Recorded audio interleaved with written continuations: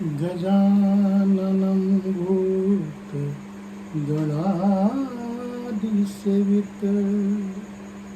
कपितजम्बुफलचारुभक्षणम् उमासुतं शोकविनाशकारकम्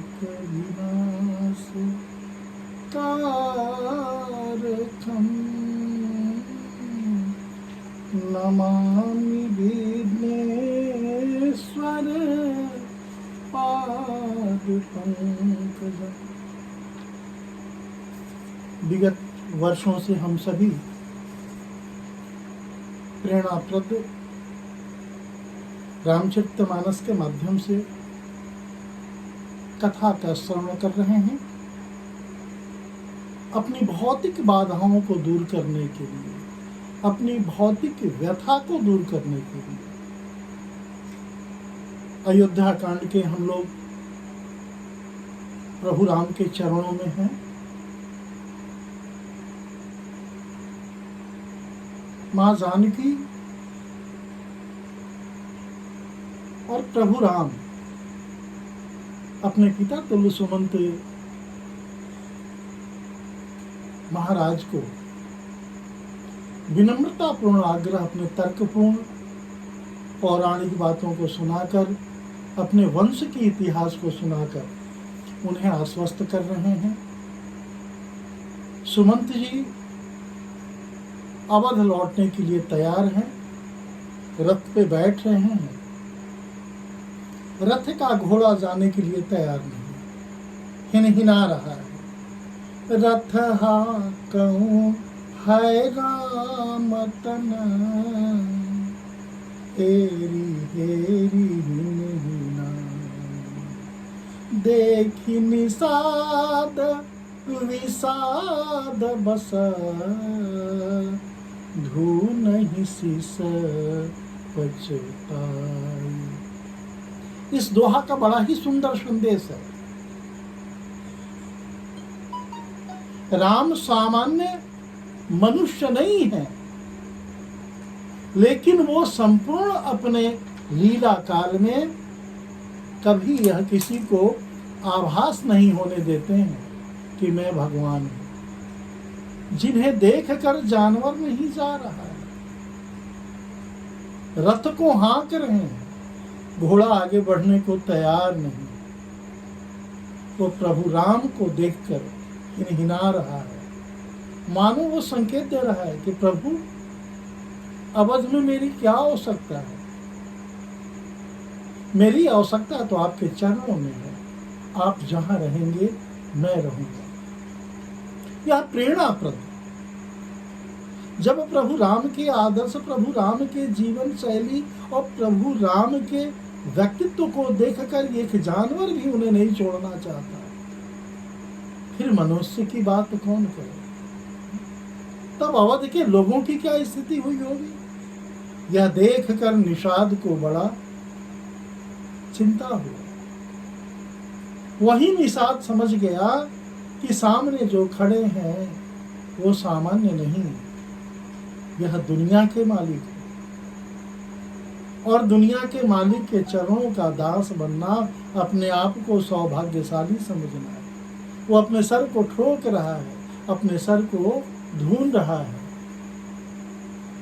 कि धन्य धन्य है प्रभु जासु वियोगा विकल्प सुऐसे, प्रजा मात पितु जीवहि कैसे।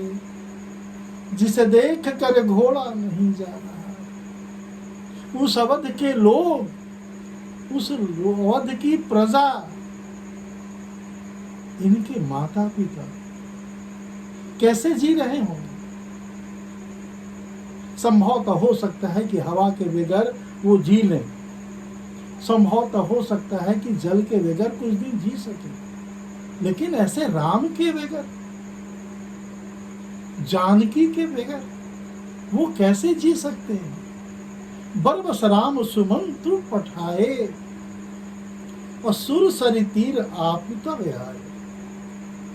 प्रभु राम ने सुमंत जी को बड़े आश्वस्त करके का बेफिक्र रहिए, मैं 14 वर्षों का वनवास काट कर पुनः अवध आ रहा हूं।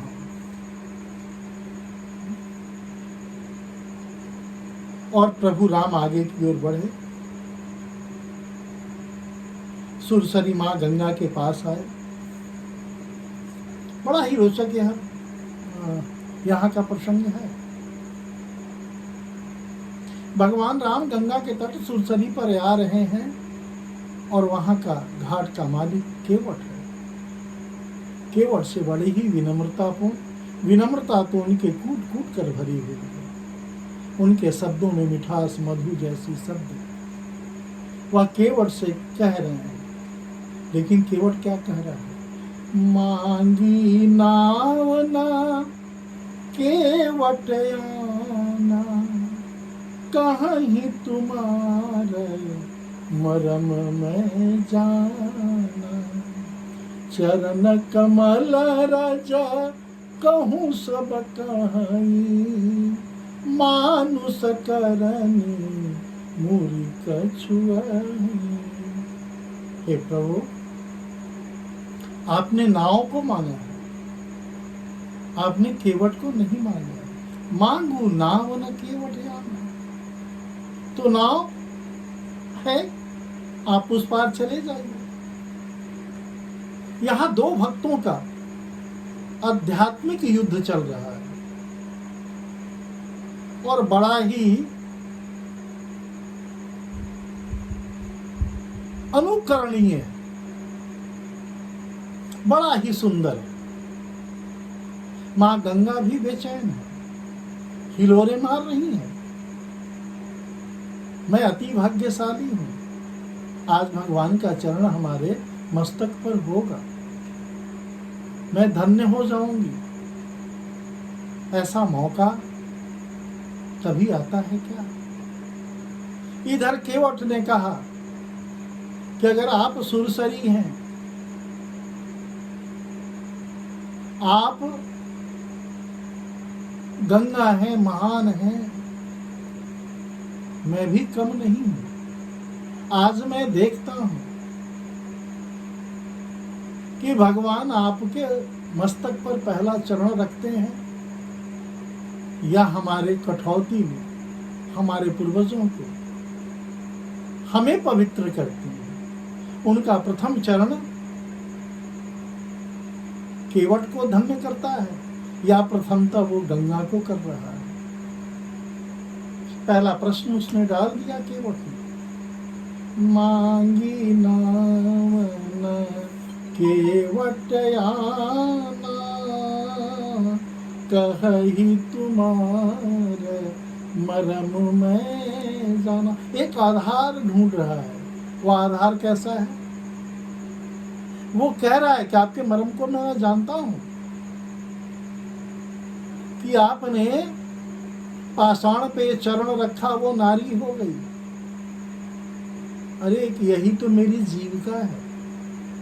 अगर इस लकड़ी की नाव पे आप चरण रखेंगे, अगर कहीं यह नारी हो गई तो रोटी कैसे चलेगा, जीवन यापन कैसे होगा? और मैं गरीब, असहाय, असमर्थ, दो नारियों का खर्च कैसे चलाऊंगा? ये संभव नहीं है। तो मैं आपका मर्म जानता हूं, इसलिए अगर आपने नाव मांगा है तो नाव सामने पड़ी हुई है और उस नाव से आप उस पार चले जाइए, क्योंकि केवट को तो आपने मांगा नहीं।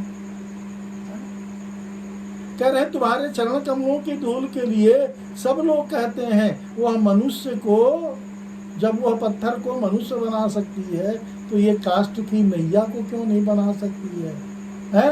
ऐसा कोई नहीं। और आगे की चौपाई में केवट ने स्पष्ट कहा है, छुअत शिला भई नारी सुहाई, पाहन तेन काठ कठिनाई। अरे जब पत्थर नारी हो सकती है तो पाषाण के सामने इस काष्ठ की क्या वजूद है?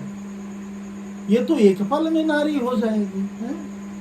तरनी मुनि चरनी होई जाई,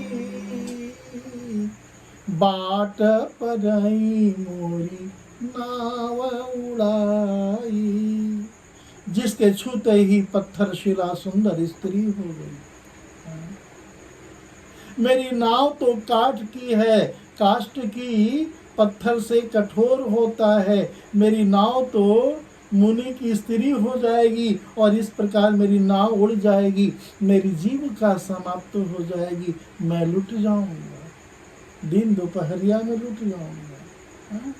अथवा रास्ता रुक जाएगा, आप पार नहीं हो सकेंगे, मेरी रोजी रोटी मारी जाएगी, मेरी कमाई का जो एक साधन है वो समाप्त हो जाएगा। और बहुत सारे भाव विद्वान देते हैं इस प्रसंग का, लेकिन मुख्यतः यह प्रसंग है आध्यात्मिक प्रसंग है।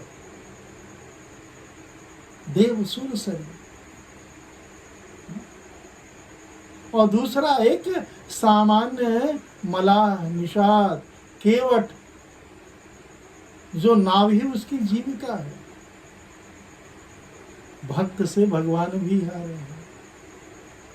राम सदा सेवा करू चिराकी। भगवान बड़े से बड़े राक्षसों, बड़े आतताइयों से नहीं डरते हैं और नहीं उनसे हारते हैं। अगर भगवान ने हार स्वीकार किया है तो अपने भक्तों के सामने हार स्वीकार किया है, क्योंकि भक्त और भगवान में कोई फर्क नहीं होता है, कोई अंतर नहीं होता है। तो हमें भक्त बनना चाहिए। इस तरह केवट